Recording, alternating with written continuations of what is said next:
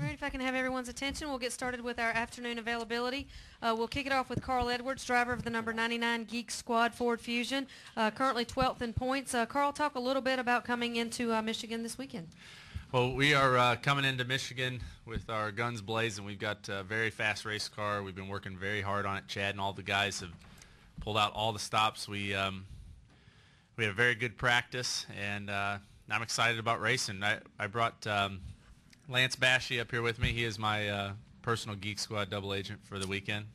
I could lend him to you guys if you need him. I don't know if you guys have any trouble with your your laptops or your phones or any connectivity issues, but he can take care of it. He's been around the hauler and the motorhome and just taking care of everything. So we're having a lot of fun with it. Ryan Friedlinghouse from West Coast Customs, he designed the race car, and so that's been a neat project. And just for Best Buy, for Geek Squad, for everybody, we're having a little bit of fun, and we're hoping that we can get that win that we need. We don't feel like there's a better racetrack on the circuit to come to when we need a win.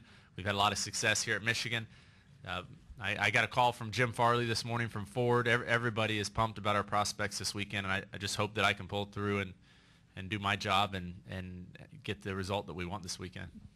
Before we open it up for questions, switching gears just a little bit, would like to get a comment from you. Announced earlier today for the 4th consecutive year, NASCAR After the Lap in Las Vegas on November 29th, sponsored by Ford, fan event. You were lucky enough to be part of that last year. Just talk a little bit about that fan event out there and what it was like last year.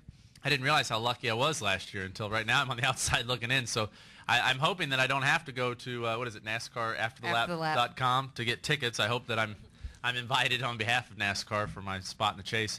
But you guys, I'm sure some of you have been to that event. I don't know if that's on television. Is that live on TV?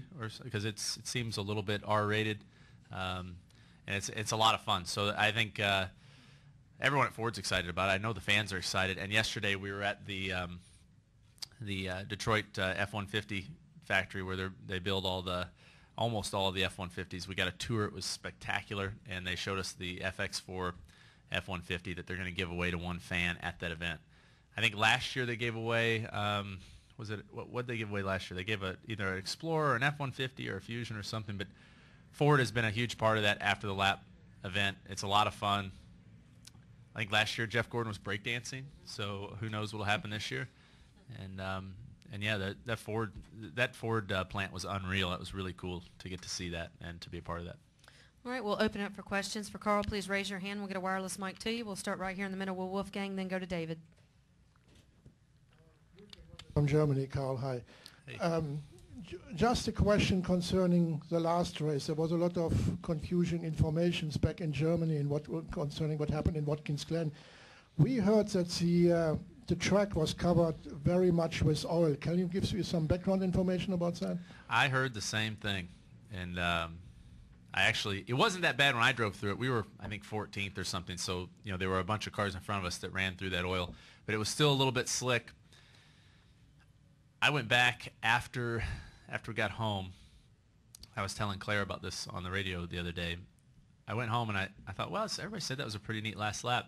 I went to NASCAR.com and I watched it, and I'm screaming at my wife. I'm like, come in here and look at this. This is almost this is unbelievable. And so I watched the thing so many times. I've got that. I don't want to offend anybody. We've got that silly ad that's before the video, stuck in my head. So I watched it about 10 times, and I think that as frustrating as it was for some drivers to not have the caution thrown, I think it was.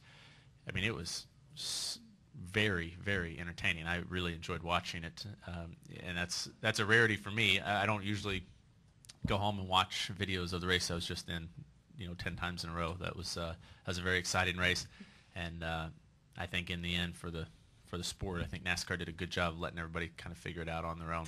I don't know that they'll always do that. I don't know all the things that led up to that decision or lack of a decision to throw a caution, but I think it worked out in favor of good entertainment that day.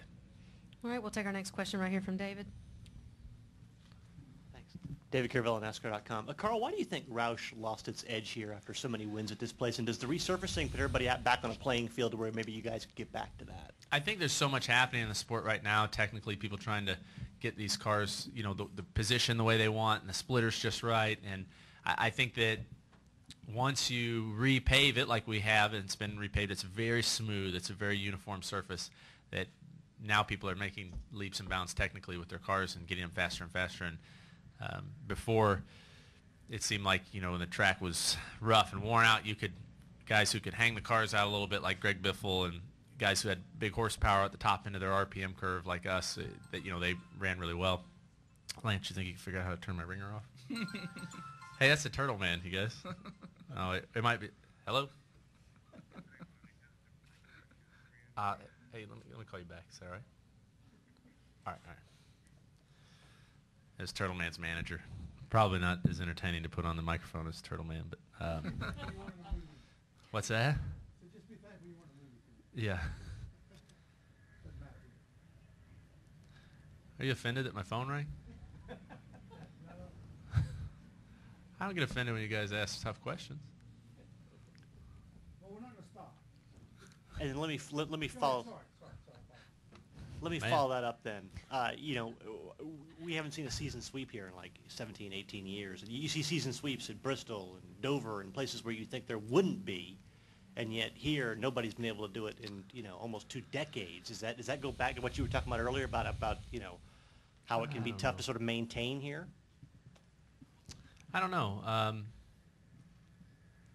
I think that this racetrack takes these big tracks like this take a perfect engine, a perfect body, perfect driving, good strategy. There's so many things that happen at these big racetracks. I just think it's hard to, even if you have the really fast car, it seems hard to just dominate here and repeatedly win. Somehow Jack and those guys have done a really good job over the years, all the drivers at Roush. But I don't know. It's a really good question. Okay, we'll take our next question over here to the right with Mike. Mike Roush. At MikeHembrySpeed.com.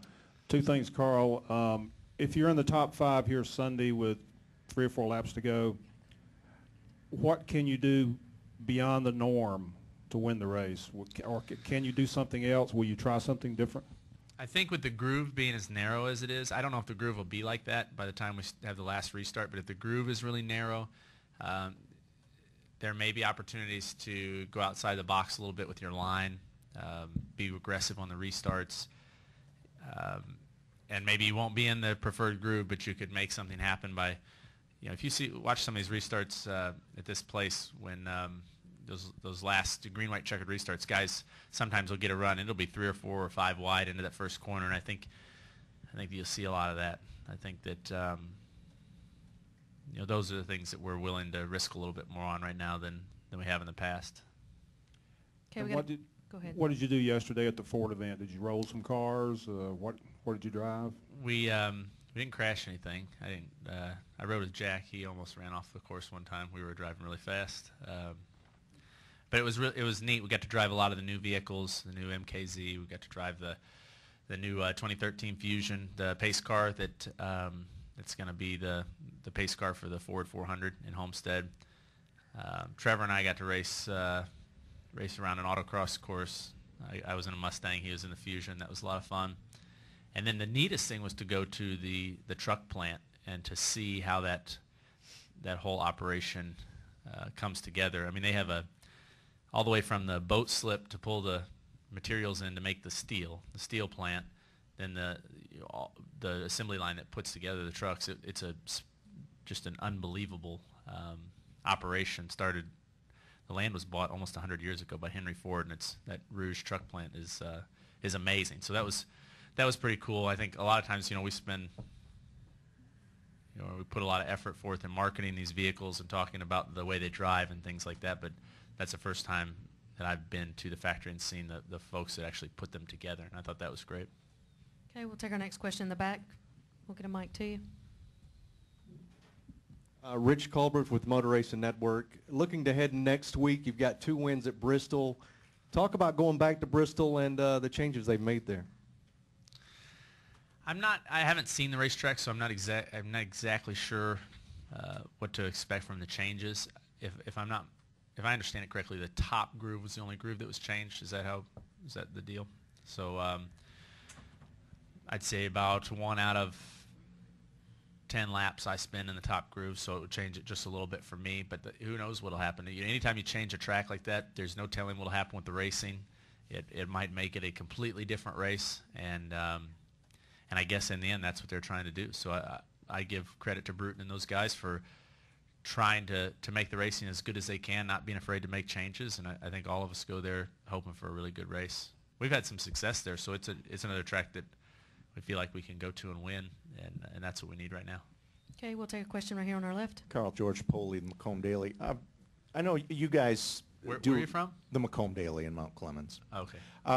You guys do a lot of visit some of the Ford facilities every time you're here. Just compare for us, if you would, what you hear now and the vibe you get compared to 3-4 years ago when the conversation was bailouts and cutbacks, et cetera.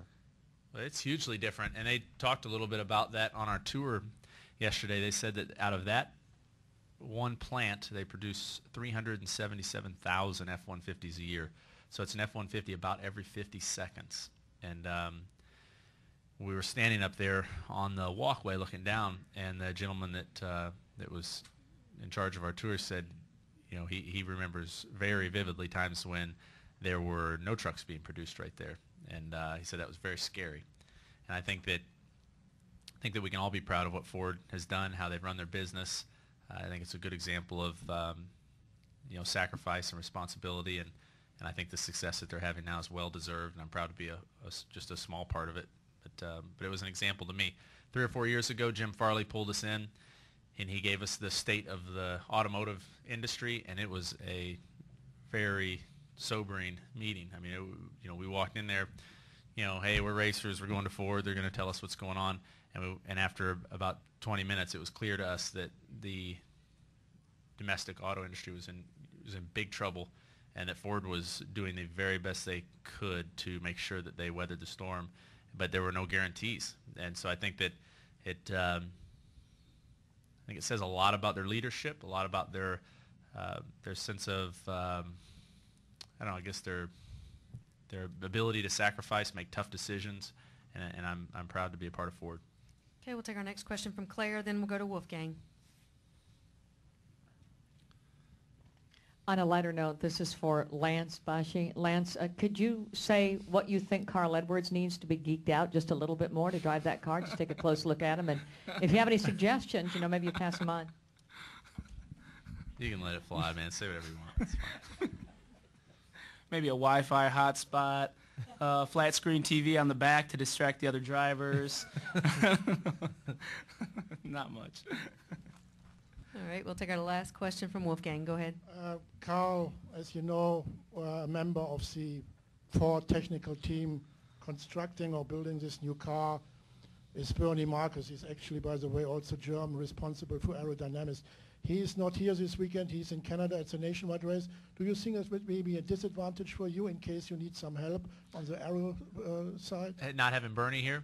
No, yeah. Yeah, he's a big part of this, and they've been working so hard, all the guys at Ford, on this 2013 car. I think that they're probably ready to take a little break. It's probably good for them just to go up there and have some fun and be at the nationwide race. So, but they really have spent a lot of time with NASCAR, with the other manufacturers, trying to make this 2013 Fusion the best it can be. And we all know that when you submit a vehicle, that you're going to have to race for a long time, that there's a huge amount of responsibility in making sure that thing is right. And our test at Martinsville, we got to validate some ideas that we had and some things that we've been working on. And I think that 2013 car is going to be very good, not only for the racing overall, but I think our car is going to be really good. And Bernie and all those guys have done a good job with it. All right, Carl, we got time for one more question. He finished a little early with that one, so one more question. Anybody? Bob Pockris, the winner today.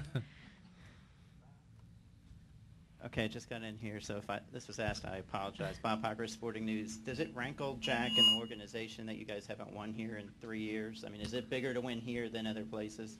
I didn't realize that. I'm sure it does. I'm sure that for me personally, it bothers me anytime we're not winning. But, we got to spend time yesterday at Jack's museum up there in Livonia. It's Livonia, right? Is that, okay. it was really neat. It was a lot of fun, and there are so many people here that are passionate about Jack Roush and about what he does for the, for the sport, and what he does for the just cars in general, car industry. There's so many neat Roush Mustangs out there. People are pumped up about it. Jack has built his his business here and has a lot of folks here that are supporting him. So I can tell you this: when we're in Victory Lane, of all the Victory Lanes I've been in, I've never seen Jack happier than Victory Lane here at Michigan, and hopefully we're able to do that for him this weekend. That would be huge for us and for Jack. All right. Gentlemen, thank you very much for your time today, All right, and thanks. Carl, good luck this weekend. Hey, and for the record, I apologize for answering my phone. I thought maybe it was a Turtle Man and that you guys would enjoy that. That could be something to add. So I wasn't trying to be a jerk by doing it. Oh, okay. Well, that's fine. I thought maybe I really upset you. So, okay. No. All right, let's start over. How's it going, Monty? You doing all right? Good. It's good to see you.